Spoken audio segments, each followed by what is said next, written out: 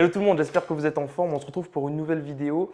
Et aujourd'hui, il y a des modèles économiques qui se mettent en place, on change de paradigme et il y a de plus en plus de personnes qui confondent le fait de gagner de l'argent facilement, le fait de gagner de l'argent rapidement. Donc aujourd'hui, on va voir ensemble comment on a la possibilité de gagner de l'argent rapidement, mais en aucun cas de gagner de l'argent facilement.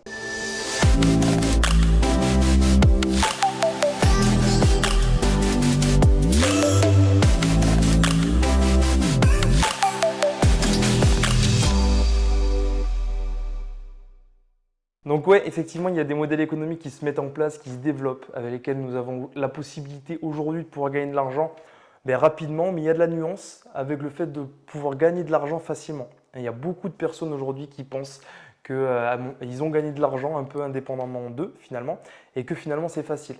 Et l'erreur à ça, c'est qu'ils ne vont pas se cultiver ni se former pour comprendre les fondamentaux. Et si on peut gagner de l'argent rapidement, on peut tout aussi bien perdre l'argent tout aussi vite finalement.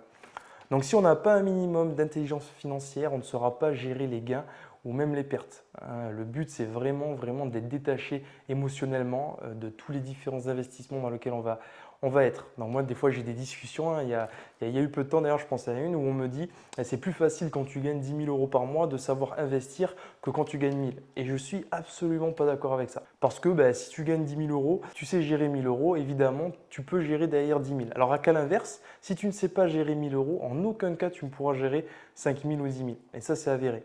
Donc il faut apprendre à gérer ses dépenses pour pouvoir gérer ses investissements et avoir la capacité de rester rationnel et de pouvoir gérer bien évidemment ses gains. Aujourd'hui, sur la rétention des actions au niveau crypto, notamment on va parler en général de la spéculation. Si j'investis 1000, que le cours monte et que je fais un x3, je récupère le capital initial pour aller sur un projet et diversifier, tout en restant positionné, si tous les feux sont au vert, au niveau des analyses bien évidemment, à moyen terme, sur le projet dans lequel j'ai investi au départ.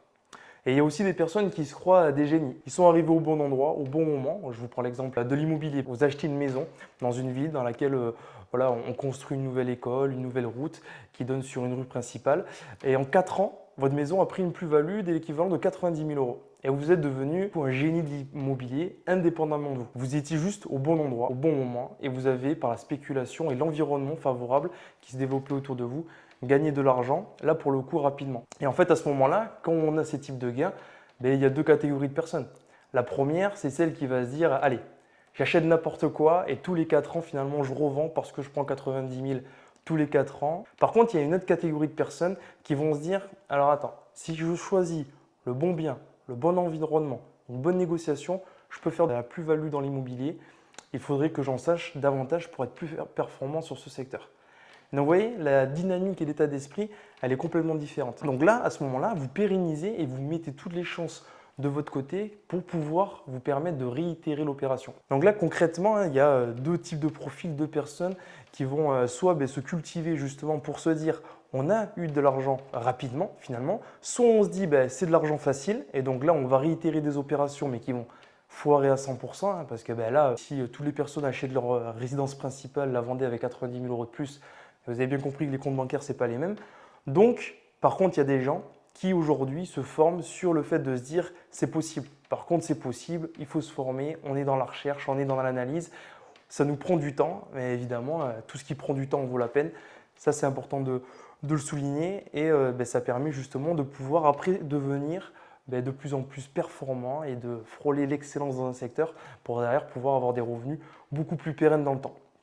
Voilà ce que je voulais vous partager sur cette vidéo. Faites vraiment la différence et la nuance entre le fait de gagner de l'argent rapidement et de gagner de l'argent facilement. Parce que l'argent facile, ça n'existe pas, même quand on a des revenus de dividendes dans l'entreprise. À un moment donné, on s'implique dans l'entreprise, on analyse l'entreprise, on rencontre l'entreprise.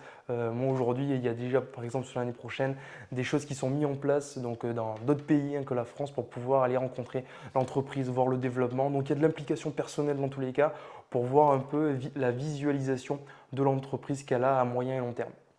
Je vous souhaite de passer une excellente journée. C'était Cyril. À plus tard. Ciao.